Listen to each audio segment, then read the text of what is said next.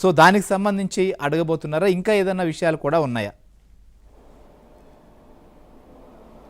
శ్రీహరి, ప్రధానంగా బోండా ఉమ కొద్దిసేపటి క్రితమే తెలుగుదేశం పార్టీ కేంద్ర కార్యాలయానికి చేరుకున్నారు. ఆయన ఈరోజు ప్రధానంగా ఆయన ఇటీవల కాలంలో చేస్తున్న వ్యాఖ్యలపైనే ఆయన వివరణ తీసుకోవాలి అని టీడీపీ హైకమాండ్ ఆదేశించింది. ఆ మేరకు ఏపీ టీడీపీ అధ్యక్షుడు పల్లా శ్రీనివాసరావుతో పాటు జలవనరుల శాఖ మంత్రి నిమ్మల రామానాయుడు వీళ్ళిరువురిని మాత్రమే వివరణ తీసుకోవాలి అని చెప్పి ఆదేశించారు. కొన్ని ఛానల్స్లోనూ కొంత మీడియాలో కూడా త్రిసభ్య కమిటీ అన్నారు. ఆ త్రిసభ్య కమిటీ అనేది ఎక్కడా లేదు, కేవలం ఇద్దరు మాత్రమే ద్విసభ్య కమిటీ. ఒకటి ఏపీ టీడీపీ అధ్యక్షుడు పల్లా శ్రీనివాసరావు, నెంబర్ 2 జలవనరుల శాఖ మంత్రి నిమ్మల రామానాయుడు. వీళ్ళిరువురు మాత్రమే ఈరోజు బోండా ఉమాతో మాట్లాడుతున్నారు. వీళ్ళ ముగ్గురు బోండా ఉమా అండ్ వీళ్ళిద్దరూ కూడా పార్టీ కేంద్ర కార్యాలయంలో పల్లా శ్రీనివాసరావు రూమ్లో కూర్చొని వీళ్ళంతా కూడా మాట్లాడుకుంటున్నారు. ముఖ్యంగా ఇటీవల గుంటూరులో జరిగిన ముద్రగడ సంతాప సభలో ఆయన అక్కడ చేసిన వ్యాఖ్యలు, బోండా ఉమా చేసిన వ్యాఖ్యలపైనే ప్రధానంగా హైకమాండ్ దృష్టి సారించింది. అక్కడ 2019లో తెలుగుదేశం పార్టీ ఓడిపోవటానికి కాపులే కారణమని, ముద్రగడ రాసిన లేఖలు కూడా ఇందుకు ప్రధాన కారణమయ్యాయని, ఆ రోజు కాపులను విస్మరించింది పార్టీ అని చెప్పి కూడా ఆయన వ్యాఖ్యానించారు.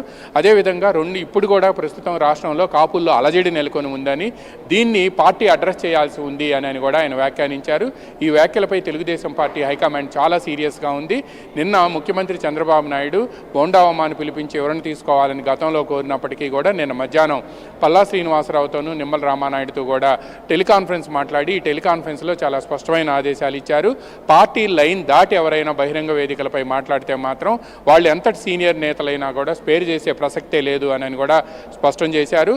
పైగా ఇటువంటి వ్యాఖ్యలు చేయాల్సిన అవసరం ఏముంది, ఏమైనా ఉంటే నాతో కానీ లేకపోతే పార్టీకి సంబంధించిన ఇతర నేతలతో కానీ నేరుగా వచ్చి మాట్లాడవచ్చు కదా.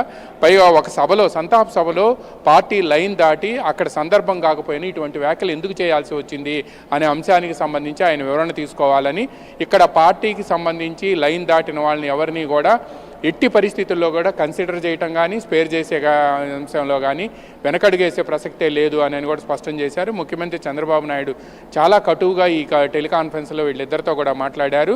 ఎందుకు అంటే పార్టీ సింబల్ ఉంటేనే ఎవరైనా సరే ఐడెంటిఫై చేస్తారు. పార్టీ సింబల్ లేకుండా ఎవరు ఎంత గొప్పవాళ్ళం అనుకున్నా కూడా అది సాధ్యం కాదు అని కూడా ఆయన చెప్పారు. బోండా ఉమాకి 2014లో సీట్ ఇవ్వటమే కాకుండా 2019లోను 2024లో కూడా సీట్ ఇచ్చిన విషయాన్ని ఆయన గుర్తు చేయటమే కాకుండా పార్టీ అధికారంలోకి వచ్చిన తర్వాత ఆయనకు విప్పు పదవి ఇచ్చామనే విషయాన్ని కూడా నిన్న చంద్రబాబు గుర్తు చేసినట్టు తెలిసింది. అందరికీ అన్ని పదవులు ఇవ్వటం సాధ్యం కాదు, పార్టీలో కొంత సంయమనం, ఓపిక, సహనం అవసరము. ఇటువంటి పరిస్థితుల్లో 2019 నుంచి 2024 వరకు బోండా ఉమ పార్టీ కోసం చేసిన సేవలను నేను కాదనలేను. ఎందుకు అంటే ఆయనపై మాచెల్లలో, ఆయన బుద్ధా వెంకన్న వెళ్ళిన సమయంలో ఆయనపై మాచెల్లలో వైసీపీకి సంబంధించిన నేతలు హత్యాయత్నం చేయటం, అదేవిధంగా గుడివాడ వెళ్ళిన సమయంలో కూడా ఆయనపై హత్యాయత్నం చేయటం, ఇవన్నీ కూడా 2019 నుంచి 2024 వరకు కూడా వాళ్ళు పార్టీకి చేసిన సేవల్ని దృష్టిలో పెట్టుకొని ఆయనకు 2024లో సీట్ ఇవ్వడంతో పాటు అక్కడ గెలుపొందిన తర్వాత పార్టీ విప్పు పదవి కూడా ఇచ్చాము అని కూడా ఈ సందర్భంగా ఆయన గుర్తు చేశారు. ఎవరైనా సరే పార్టీ ఆలోచిస్తోంది, మీరు అన్నట్లుగా పార్టీ ఎందుకు ఆయన సేవలు గుర్తించడం, టికెట్లు ఇవ్వడం, విప్పు పదవి ఇలాంటివన్నీ. కానీ బోండా ఉమా వైపు నుంచి ఇచ్చేటువంటి సమాధానం ఏంటి? ఇప్పుడు అందరూ ఆయన కొంతమంది మీడియాలతో క్లుప్తంగా కూడా కొన్ని సందర్భాలు కొంతమందితో మాట్లాడినటువంటి పరిస్థితి కూడా ఉంది. ఆ వేదికకి ఎందుకు వెళ్ళాను, అక్కడ ఏ పరిస్థితుల్లో అంబటి రాంబాబుని కలిశాను, లేకపోతే నేనేం మాట్లాడాను అనేటువంటి దానిపైన ఆయన ఏ రకమైనటువంటి వివరణ, ఏ అంశాలను సహజంగా బయట కావచ్చు మాట్లాడుతున్న దాన్ని బట్టి చూస్తే ఏ అంశాలపైన ఆయన వైపు నుంచి ఏ రకమైనటువంటి వివరణ ఉండబోతోంది?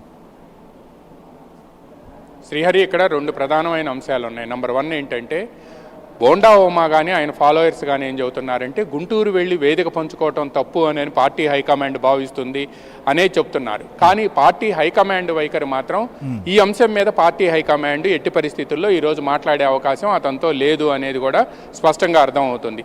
ఇంతకు ముందు ఈ సమావేశం జరగటానికి ముందు పల్లా శ్రీనివాసరావుతో మాట్లాడిన సమయంలో పార్టీ హైకమాండ్ అంతా గుంటూరులో ముద్రగడ సంతాప సభలో అతను చేసిన కామెంట్స్ మీదనే కాన్సన్ట్రేట్ చేస్తుంది.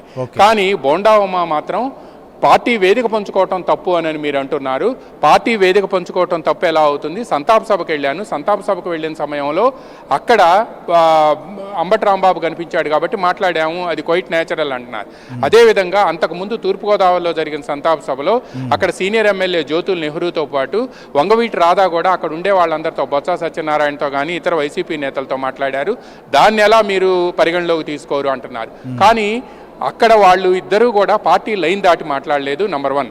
నంబర్ 2, రఘురామకృష్ణరాజు అంబటి రాంబాబు మీద చేతులేసి మాట్లాడారని. అది ఒక పెళ్లికి వివాహ సందర్భంగా జరిగిన వేడుక. ఆ వివాహానికి వెళ్ళిన సమయంలో వీళ్ళిద్దరూ మాట్లాడుకున్నారు అనేది చెప్తున్నారు.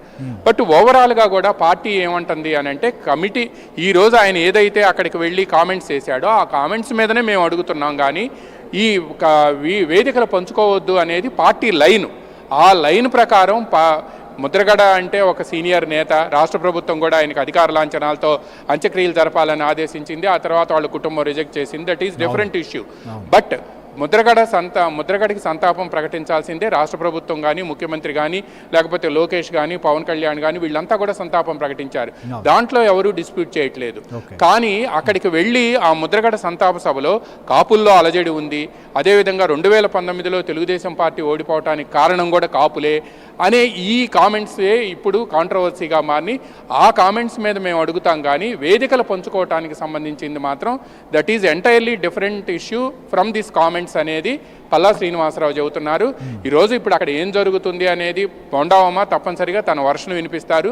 ఎందుకంటే ఆయన కొన్ని మీడియా సంస్థలతో కూడా మాట్లాడుతూ ఆయన ఏం చెప్తున్నాడు, నేను ఓపెన్గా పబ్లిక్ మీటింగ్లో చేసిన కామెంట్స్ అని అంటున్నాడు. ఆ కామెంట్స్నే నేను మళ్ళీ రీఇటరేట్ చేస్తాను అంటున్నాడు. అవే మళ్ళీ రిపీట్ చేసి నేను మామూలుగా పబ్లిక్ మీటింగ్లో చేసిన కామెంట్స్ అవి కూర్చున్నాను, ఓపెన్ గానే మాట్లాడాను కదా, నేను ఏమైనా ముసుగేసుకున్నానా, ఇంట్లో రహస్యం ఏముంది అని ఆయన చెప్తున్నాడు. అంటే ఆయన సమర్థించుకుంటున్నాడు అనుకోవాలా ఆయన చేసిన కామెంట్స్? ఇప్పుడు ఆయన ఆ కామెంట్స్ ఏవైతే చేశాడో ఆ కామెంట్స్కి I will bind by it అని అంటున్నాడు. ఆ కామెంట్స్కి నేను కట్టుబడి ఉంటాను అని చెప్తున్నాడు.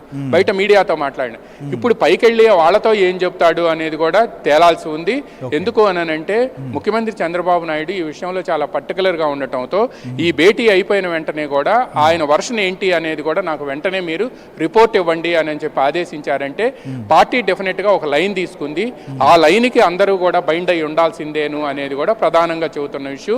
ఇది ఏం జరుగుతుంది, ఎలా టర్న్ తీసుకుంటుంది అనేది కూడా మనం we have to wait and see. అంతేగాని ఇప్పుడు బోండా ఉమ ఇక్కడ కింద చెప్పింది, బయట మీడియాకి చెప్పింది, అవన్నీ కూడా ఓకే. బట్ అక్కడ ఏం చెప్తాడనేదే that is more important for the party and media. ఎందుకు అనంటే ఆయన బయట చేసిన వ్యాఖ్యలు, గుంటూరులో ముద్రగడ సంతాప సభలో కానీ లేకపోతే వీటిల్లో చేసిన వ్యాఖ్యలు అనేది కూడా అతను చాలా ఓపెన్గా చేశాడు. వాటికి నేను కన్ఫైన్ అయి ఉంటాను అని నేను చెప్తున్నాడు. ఇందులో ముసుకేసుకునేది ఏమీ లేదు అని కూడా చెప్తున్నాడు. అందువలన ఆయన అక్కడ ఏం చెప్తాడనేది తేలాల్సింది. దాని మీద పార్టీ ఎలా రియాక్ట్ అవుతుంది అనేది కూడా దట్ ఈజ్ మోర్ ఇంపార్టెంట్. ఇప్పుడు